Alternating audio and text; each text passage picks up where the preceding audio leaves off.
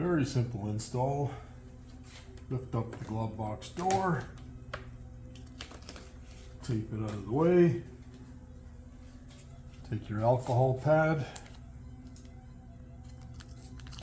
that's in the kit, wipe the hinge area,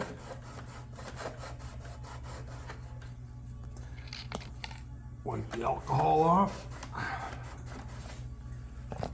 remove the sticky pad, protectant. Got fingernails for this. Place the ball bearings down at the bottom.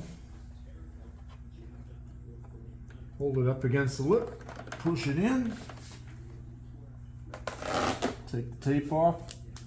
Let it sit in the up position for several minutes, and that's it.